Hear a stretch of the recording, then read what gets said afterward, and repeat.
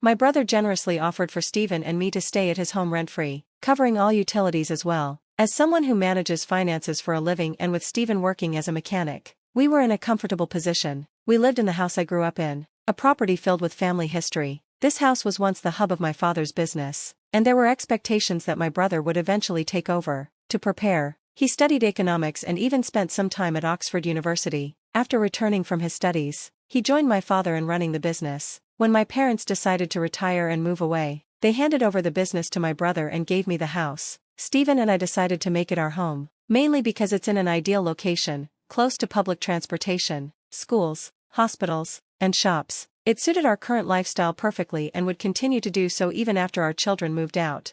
We felt immense gratitude toward my parents for such a thoughtful gift and were looking forward to starting this new chapter. However, shortly after settling in, my peace was disturbed by frequent, intrusive visits from my mother-in-law. She would often ask about my parents' financial situation, given their past as business owners. Her questions, like, "Angela, how much money do your parents have? What will you inherit?" made me uncomfortable.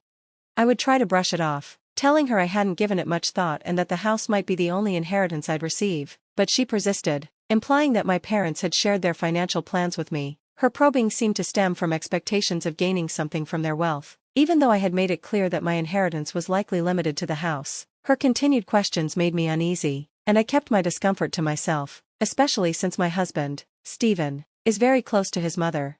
Then, something utterly unexpected happened that left me reeling. It was around 7 a.m. on a holiday morning when the doorbell rang. When I opened it, I was greeted by a mover, leaving me confused and startled. Before I could even react, my mother-in-law, along with my brother-in-law's family, showed up with the announcement that they were moving in. Their smirk sent an icy chill down my spine. Stephen, who had just woken up, seemed entirely unfazed by the situation. When I asked him about it, he shrugged and said, "What's the problem?" He casually pointed out that our house had enough space for everyone, as if it were perfectly normal for them to just show up and claim a spot.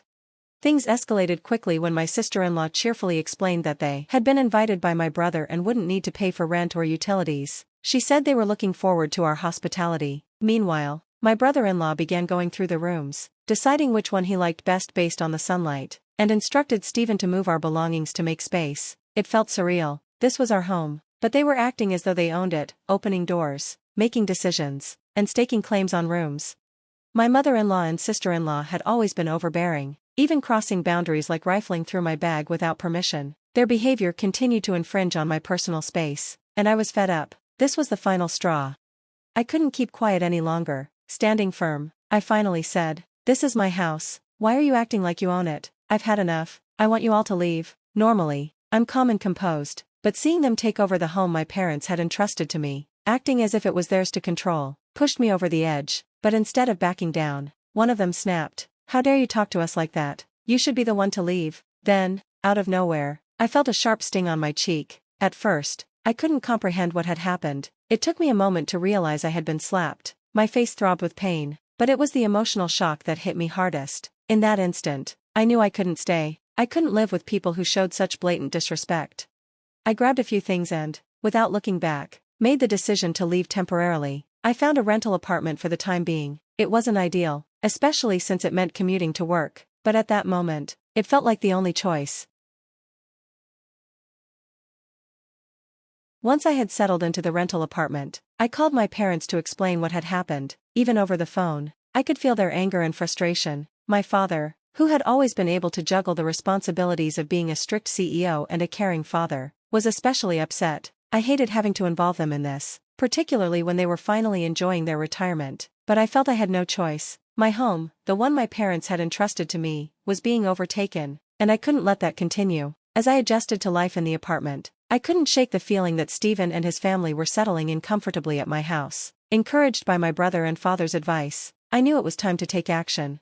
A few days later, during a break at work, I checked my phone to find dozens of missed calls and messages from Stephen. I knew exactly why he was trying to reach me. It was time to confront the situation head-on, but this time, I would be prepared. I wouldn't face it alone, and I would take the necessary steps to reclaim what was rightfully mine. After much consideration, I decided to disconnect the electricity and water services to the house. The house was entirely dependent on these utilities, and without them, nothing would work. We hadn't yet installed solar panels, so there was no backup power source. Given the heat wave, I imagined that living without water or electricity would be incredibly inconvenient. It didn't take long for Stephen to start calling me. I figured this action would trigger a response, and sure enough, the calls started flooding in. As I was about to dismiss another one during my break, I saw his name again. "Hey, what's going on? There's no power, and the water isn't working. Did you cut off the utilities?" His voice was frantic, and I felt a pang of guilt, but I knew what I had to do. I calmly explained that since I no longer lived in the house, it didn't make sense for me to keep paying for services I wasn't using. The house was mine, and I wasn't going to keep covering utility costs when I wasn't there. The electricity and water weren't my responsibility anymore, I told him. Stephen was furious, demanding I turn the utilities back on immediately. But just because he wanted me to reinstate the services didn't mean I had to comply. I told him that if he wanted the utilities back, he would need to cover the costs himself. Every time the topic of finances came up, they insisted that since the house was mine, I should bear the costs, but their actions showed otherwise, and I wasn't about to pay for utilities when they were living in the house without my permission. I made it clear that I had no intention of renewing the utility contracts or of asking them to leave the house. After stating my position, I ended the call as my break was over.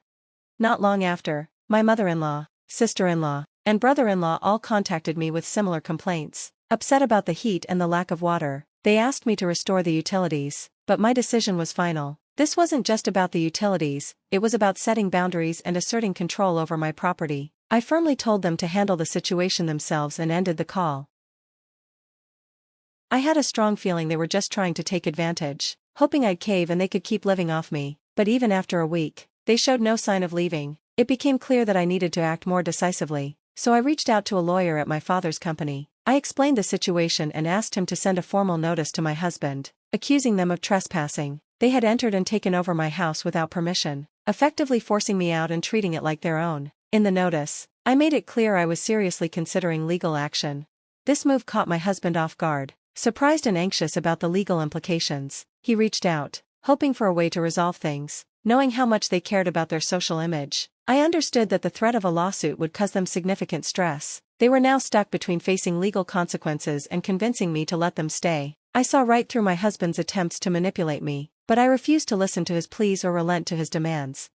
Frustrated, my husband erupted during a call at work, angrily demanding that I drop the lawyer, accusing me of being self-righteous. Despite his outburst, I stayed calm and unaffected, irritated only by his audacity to assert any claim over my property. No matter how much he protested, I stood firm. If they refused to leave, legal action was inevitable. I ended the call, feeling like continuing the conversation was pointless. I had already discussed divorce proceedings with my lawyer. Later, I found missed calls from my mother-in-law and sister-in-law, but I chose not to engage. I blocked their numbers to avoid further disruption. The looming threat of a lawsuit was too much for my husband's prideful family to handle. Realizing they had no ground to stand on, they packed up and left. With the lawyer's help, the divorce negotiations went smoothly. I hired a professional cleaning service to refresh the house. After months of living in a rental, returning to my freshly cleaned home felt incredibly comforting. The peace and autonomy I regained made all my efforts worthwhile, reaffirming my decision to stand my ground and take back my space. Once I settled back in, I realized the house needed some repairs and updates. I discussed it with my father, who connected me to a reliable contractor. Planning the renovations was an exciting project, symbolizing a new chapter in my solitary life. Living alone brought an exhilarating sense of freedom. I could relax on the sofa without judgment, eat whatever I wanted, and truly enjoy the peace. But 5 months into this tranquility, I started getting calls from an unknown number. Initially, I thought it was the contractor, so I ignored it, but the calls kept coming. Finally, I answered, only to discover it was my ex-husband, someone I had just divorced, with a strict legal agreement that we wouldn't contact each other again. Annoyed and confused by his breach of our agreement, especially since he'd changed his number to reach me, I demanded to know why he was calling. Ignoring my questions, he begged me to listen. Reluctantly, I let him explain his situation. His company was facing a severe financial crisis, resulting in a significant pay cut. His mother's health was deteriorating, making it impossible for her to work, and his sister-in-law and her husband were struggling financially due to unstable jobs. Most of her earnings went to pay off her husband's debts. With his salary reduced, my ex-husband and his family were barely scraping by. I felt no sympathy for him. The memories of how they'd barged into my home, taken over without my permission, and tried to force me out were still fresh in my mind. Their earlier actions, full of disrespect, made it hard to care about their current hardships. I told him his problems were his to handle and reminded him of our legal agreement to cease all contact. As I ended the call, I couldn't help but think how unbelievable it was that the same people who had treated me so poorly now expected anything from me. I listened without a shred of sympathy as my ex-husband described their dire situation. "We're in serious trouble. We might not even be able to pay rent or buy food tomorrow. We used to be a family, right? Please help us," he pleaded, his voice breaking. But his words didn't sway me. I remembered all too well how, when I was struggling, he had stood by and done nothing to support me. He, along with my mother-in-law, had always looked down on me. My sister-in-law and brother-in-law joined in, mocking my appearance and my traditional values without any regard for my feelings. My mother-in-law not only made everything worse but also pressured me relentlessly to have a child, forcing herbal remedies on me, booking unnecessary medical appointments, and even spreading damaging rumors in the neighborhood about my ability to conceive. As these memories flooded back, it became crystal clear, there was never a time in my marriage when I felt truly supported. My once kind and caring ex-husband had become a puppet to his mother's control. I remembered a particularly painful incident shortly after we were married. I returned from an appointment to find my mother-in-law had visited our home, tearfully telling my husband she wanted to befriend me, all while secretly slandering me whenever she had the chance, both at home and in public. My sister-in-law and brother-in-law would laugh at me, ridiculing my every move. With a history like that, how could I possibly entertain the idea of helping them now? "No matter what you say, my feelings won't change. I can't help you," I said firmly, my resolve unwavering. I wouldn't allow their current desperation to pull me back into their web of manipulation and disrespect. "I'm hanging up now. Please never contact me again." I ended the call and immediately blocked the number. I knew my ex-husband well enough to expect that he might try to contact me again using a different number, but I was ready to keep my boundaries firm and unyielding. The following weekend, I planned to change my phone number to prevent further harassment, but before I could act, my ex-husband and his family broke the legal agreement we had established through our lawyers. Around 10 p.m., they showed up uninvited, banging on my door and shouting, "Open up, let us in, we need you, we're family, help us." Their loud voices shattered the calm of the night, showing no consideration for the time or the disturbance they were causing to the neighbors. Instead of confronting them directly, I attempted to reason with them through the intercom, urging them to leave and stop making a scene, but they ignored me and continued to pound on the door, escalating the noise. I was on the verge of calling the police when I heard sirens in the distance. It turned out that a neighbor had already called the authorities. When the police arrived, my ex-husband and his family panicked, mistakenly thinking I had made the call. They tried to flee, but with a crowd of onlookers gathering, there was no escape. The police intervened quickly, escorting them away. I gave the officers a full account of the events, explaining how they had unlawfully trespassed and caused a disturbance. The incident spread like wildfire through the neighborhood, and soon enough, word had reached my ex-husband's workplace, where a coworker had witnessed the scene. Already struggling with financial difficulties due to a salary cut, the public spectacle and police involvement were the final blows to his career. His employer, facing the fallout from his actions, decided to let him go. Without a job and unable to afford his rent, tensions within his family reached a breaking point. The arrangement they had been living under fell apart, and now, my ex-husband, Stephen, and his mother are living in public housing, working multiple part-time jobs just to get by. Even his mother, who once put all her energy into undermining me, is now contributing to their reduced circumstances.